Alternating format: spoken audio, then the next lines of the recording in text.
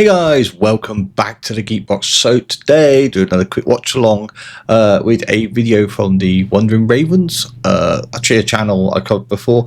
I actually started going into the video, getting past the intro that it was them, so it's pretty cool that that's what's called again. So 10 things the UK does better than the USA, apparently. But obviously it's coming from an outside point of view with them. So I'm going to dive in after the intro's just pretty much finished, and let's see what they've picked. Obviously I'm curious as somebody from the UK. Yeah, these American to British videos always like intrigue me because you always learn something, so let's get into it. The video was after only being here for a few weeks, so the list has grown. So today we are updating our list with more things that the United Kingdom does better than the United States of America. The first entry on our list has to do with workers' rights. Let's talk about which country gets better sick leave. Here in the USA, sick leave laws change depending on which state you are in. So here in Washington state, you can accrue 1 hour of paid sick leave per 40 hours worked.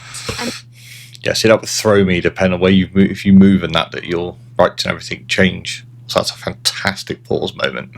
Sick leave beyond that is unpaid. So how much does an American, or at least a Washingtonian, actually make with sick leave? So let's say you max it out every year, you take your full 52 hours of sick leave. Then based on the median hourly wage, which is about $25, you'd be making $1,300 a year from sick leave. So, I mean, it's not bad. It's just you don't get very much of it. You get 52 hours max. Across the pond. See, I know it's different. I got 52 hours. Also, the irony being I'm currently on sick leave from work because I was in a bike crash at the start of the week. So I'm having to have my bit of time away. Yeah, that seems crazy short. So what happens when you run out? Is it just you don't get paid anymore, or they just tell you to get lost? In the UK, statutory sick pay income provides up to 28 weeks of paid sick leave. Yep. Of course, the one caveat is that the income that you're making during that time is significantly lower than in the United States. So whereas you're getting paid your regular hourly wage in the States, in the UK, you're going to be making just £95, 85 pence per week. So in total, if you're going to be maxing out your time off in the UK, you're going... Okay, I'm actually going to play it for a second, see if they cover, obviously, the excess on that, because obviously that's your government rate in the UK. Going to be making £2,683, which is a lot more than you get from time off in the USA. So, but I guess if you divided it by hourly, it would not be. Hourly would be pretty bad. Although it would be impossible for the US to take 28 weeks off. Yeah, so that's the nice. Okay, so yeah, in the UK, yeah, you get your, well, now it's just over £100 a week. So I should have checked how old this video is. Yeah, you get that for when you're sick, but then your employer pays on top of that. Obviously, that time varies on what your employer is, but you're talking several weeks at least. I mean, I think mine worked out about a month and a half, and I had to have the time off a few years ago. So yeah, the top up brings you up basically to a minimum, I'd say about 90% of the money you actually would make normally anyway. So you're not quite left that high and dry for a short term. Then when it's longer term, then obviously then it gets that point where it cuts, and you got to look at your other options and stuff. But it's not very often, unless it's like a serious issue, that you would be off work that long anyway. It's where the UK pulls ahead here, is you guys have the flexibility and the ability to take that time off if you want it, even if you're not really getting paid that much while doing it. Whereas here you would just be unemployed. If you're an employee who has ever taken sick leave in either the UK or the USA, do make sure to stop by the comments and let us know what your experience was like. Did these numbers match your experience, or did we get anything wrong? The next thing that does better than the USA is paid time off. Ooh, yeah, this is a category where the UK blows the US out of the water. No competition, unfortunately, because in the UK, people who work 5 days a week or, a full-time job are guaranteed 28 days of paid leave every year. Okay, so now I'm like wondering what's the baseline then they get. I mean, I know you get like a accrued holiday in America, but obviously that's only bits I've picked up from other videos and that I've watched before. So almost 6 weeks of paid time off per year, which is insane to us. Like, I can't even imagine what I would do with that much time off. So much time. Yeah, see, I get it as I have 2 weeks off in the early half of the year. I have 2 weeks off about 6 months later. They break it, and then obviously I have a week in between. That's my build-up that I've had for being in my job for a few years now, where I can more sort of jump into where I want to use that, or if I want to break up into a few days here and a few days there. What do you guys do with all that time off? As you can tell from our reactions, the situation here is quite dire. Employers are not required legally to give any paid time off to their employees at all. None at all. Not even holidays. It's a bit sad. Not even Christmas? Not even Christmas. Really? That's fucking mental. So I know the whole American thing of it being difficult to book time off work. I didn't realise so much it's just because there's no legal backing to say. Is that still the case now?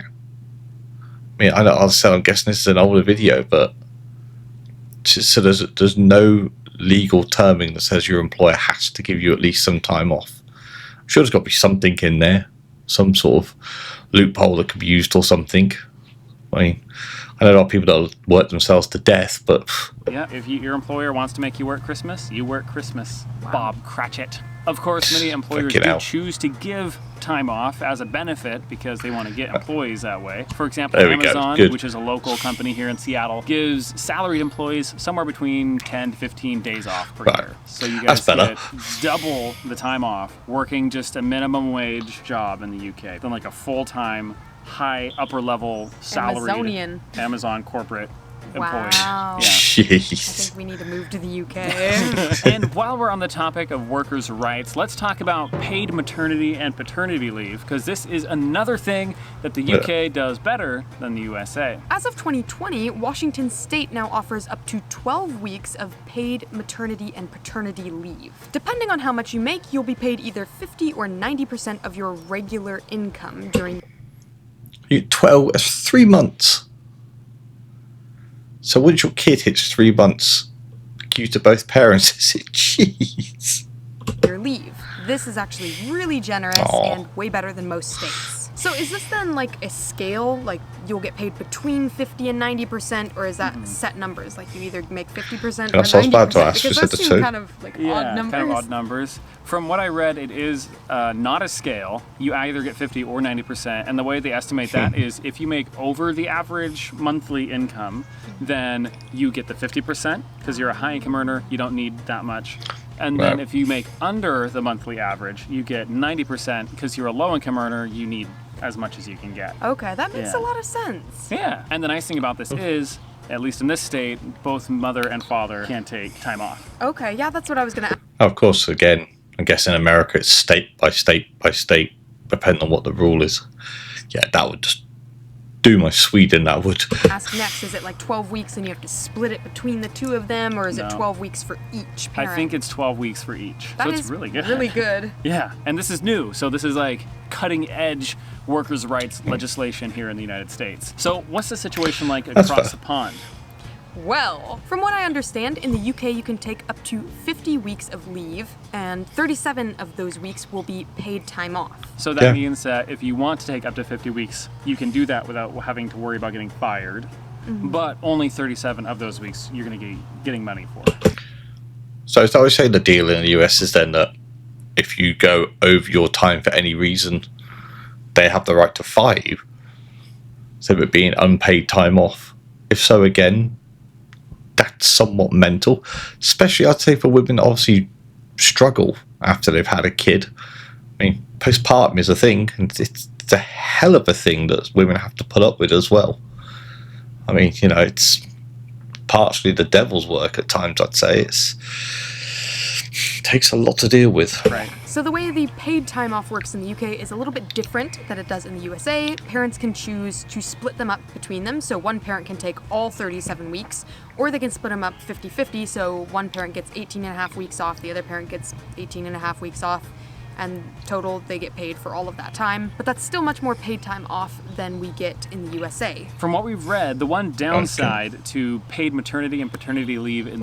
I'd say so. Before he says that bit as well, that's But yes, that is one system split for it. I will say as well, though, we do have a lot more now where the mother can get the full time off, like 37 weeks paid, whereas dads can still get like 2 or 3 weeks off paid when a child's just been born, and it's treated as its own paternity leave, and that doesn't detract at all from the time that the mother has off.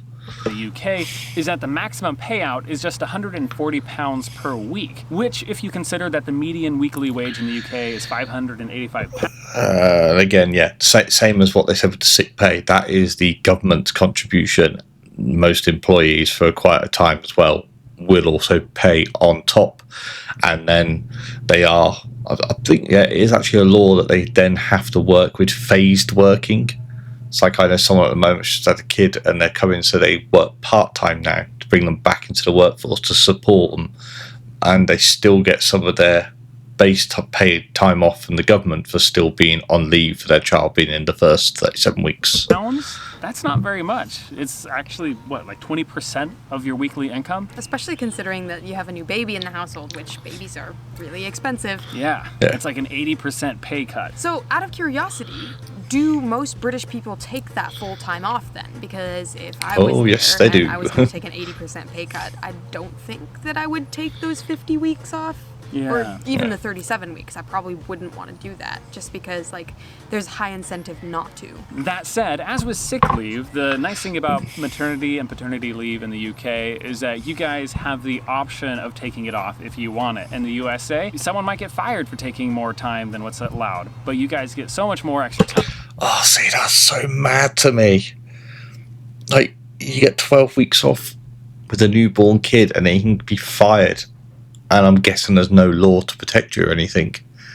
That's mental. Time, up to 37 weeks of paid leave for one person.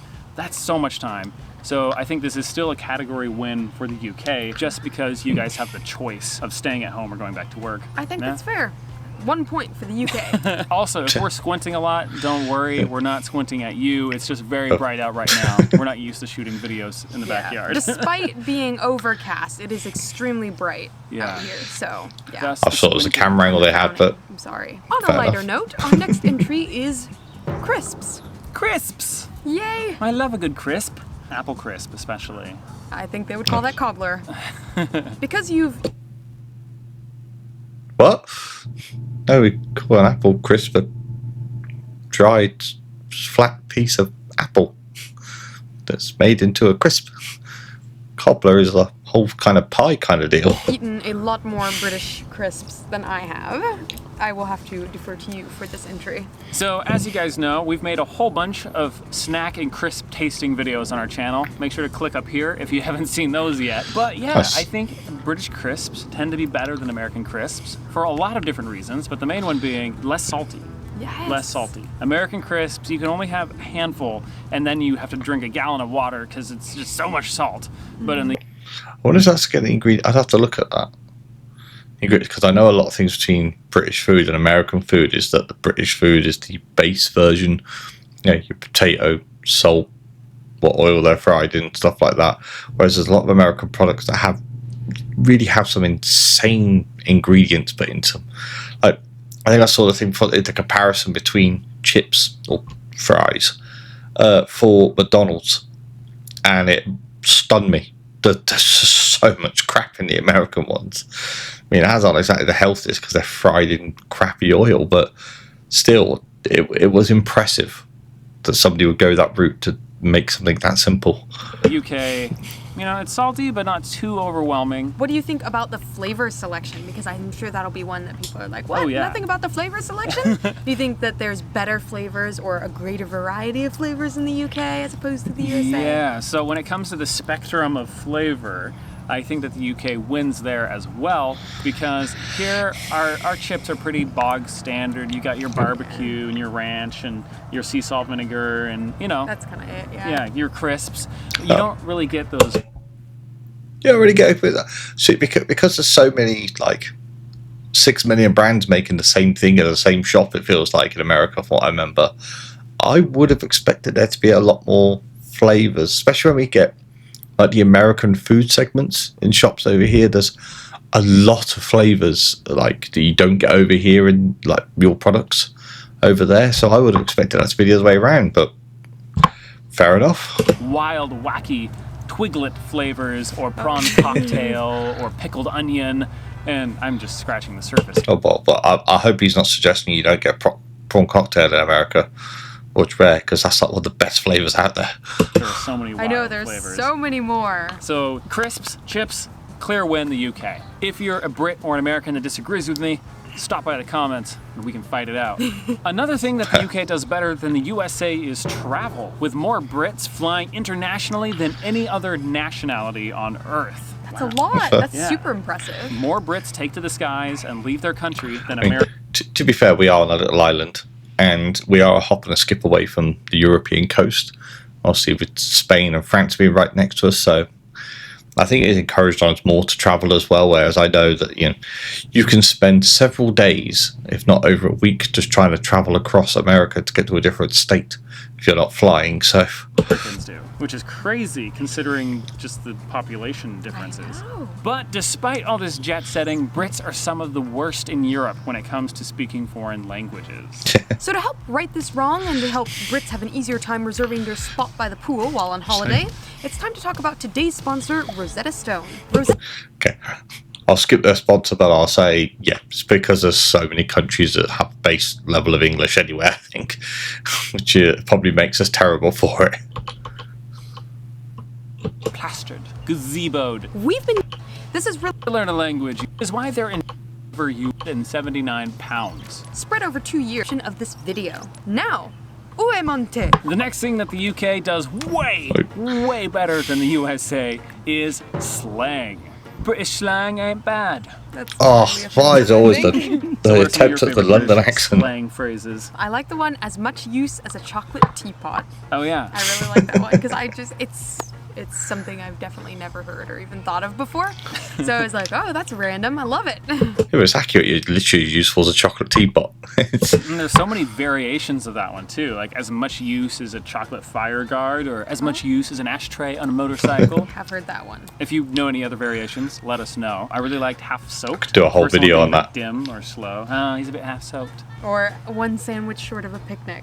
Isn't Yeah. that Yep. one as well? Yep. As thick as 2 short planks. All of these are insults that we're going with. Oh yeah. Well, you guys are just better at doing the insults than we are. Way better. We're just like, I will say that in my experience, I've made jokes before where I've known Americans get offended a lot easier, and it's like for us in Britain, it's very you speak to your probably like your best mates.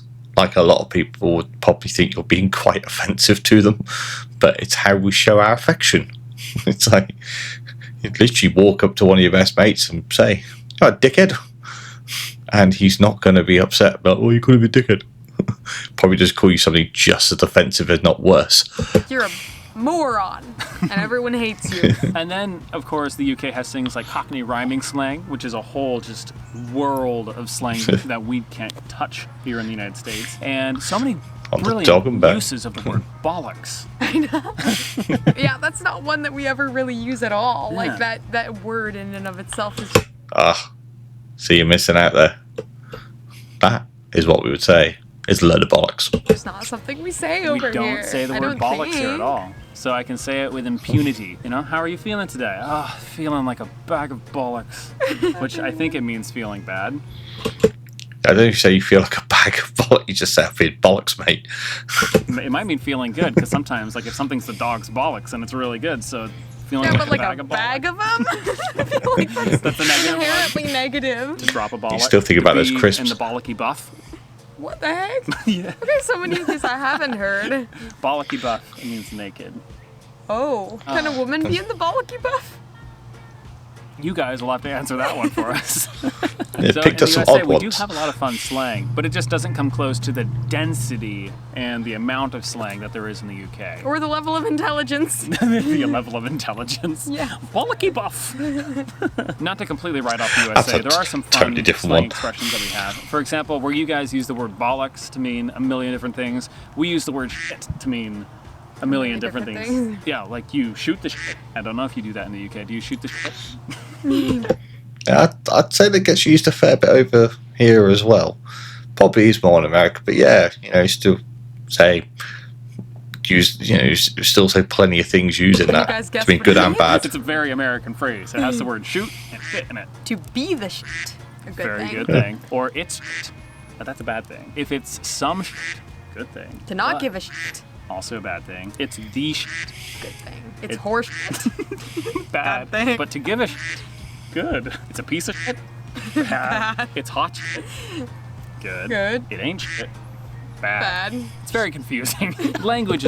Yeah, they're all terms I'd probably hear on an almost daily basis over here. So, yeah, I think that's an internationally shared one with our cousins across the pond. Beautiful. If you guys have any favorite American or British slang expressions, make sure you share those with us down in the comments. The next thing that the UK does better, much, much, much better than the USA, is food regulations. Yeah, it's been a bit of a pain to do shopping here. Every time we buy something, you have to pick up the can and check the ingredients to make sure there's no terrible carcinogens or additives. And in the UK, you don't really need to worry about that as much because a lot of the carcinogens and additives that we have over here are banned from British shores. The bleached chicken is coming though, so you better watch out. Yeah, chicken's gonna get you. Chicken's gonna get ya. Bleached chicken specifically. So what are some of the additives and stuff that we have here in the States that are banned in the UK? Kicking things off with carcinogens, BHT and BHA are both banned in the UK. There's a lot of food colorings. Yellow 5, yellow 6, red 40, brominated vegetable oil, potassium bromates. Yeah. I'm not. Have you seen a bottle of European, British, whatever you like, Fanta, put next to an American one?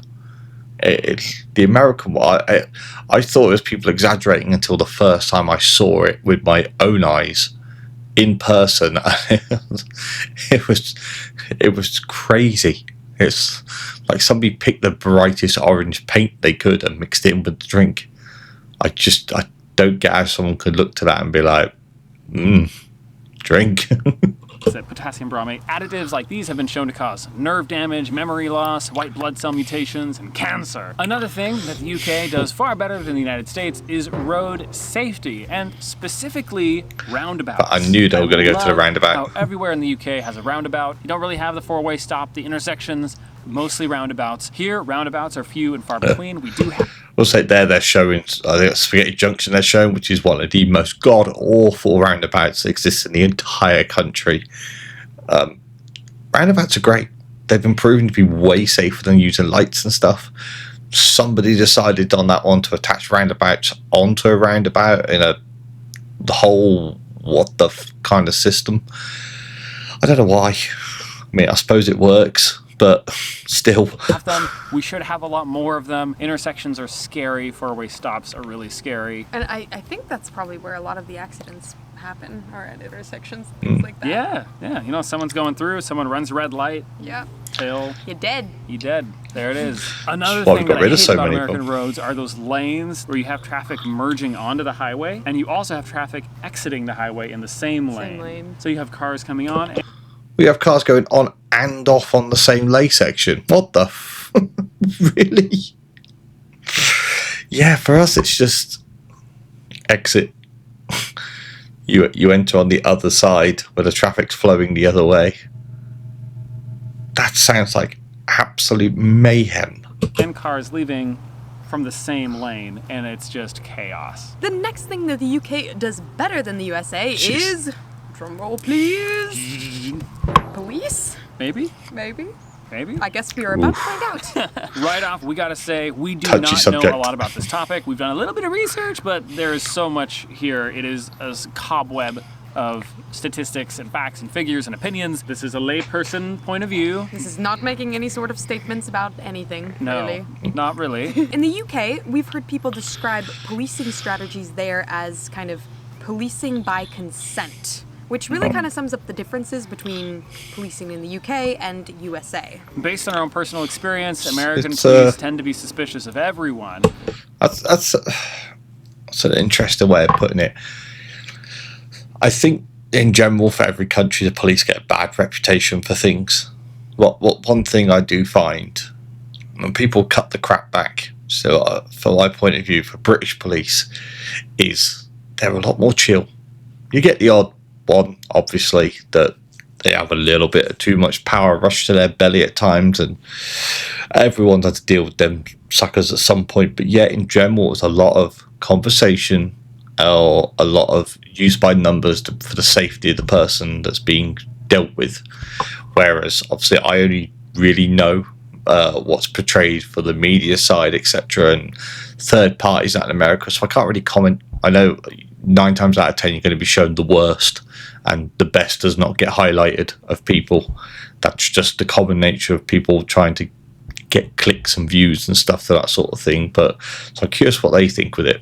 Whereas British police aren't opposed to drinking a pint at a street fair. Like, we went to a couple of street fairs and stuff in the UK, and definitely saw coppers out there drinking pints. What? And I erased this Ulster, from didn't my we? memory. Well, that memory may or may not be accurate, but I feel I was going to say they'd be off duty if they were, or they're people dressed up as police, because you would not have active coppers drinking a pint. like that's something I saw happen. From a consumer point of view, do you think it'd be safe to say that we would rather be arrested by British police than American police? Yes, I would prefer to not be arrested ever by anyone for any reason, but I suppose so. And of course, we would love to hear your opinions on this topic. If you have ever been a cop in the USA or the UK, or you've done any amount of research on either of those, do let us know what your opinion is down in the comments. Notice a pattern on his shirt as well. We have a lot to learn here. And a bigger question, what would you guys add to this list of things? Right, that's the end of their video. So, yeah, it's quite an interesting one to watch. I was interested to watch the reaction to this. But yeah, I was going to say that's interesting. I need to find what see the list the other way around as well. What the US does better than the UK.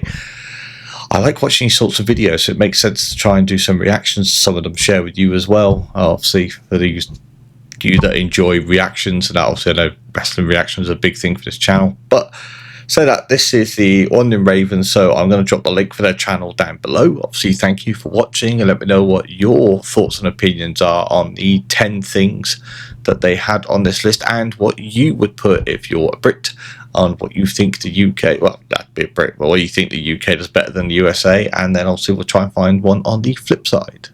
So anyway, thanks for watching the video, guys, and of course, I will see you all out there.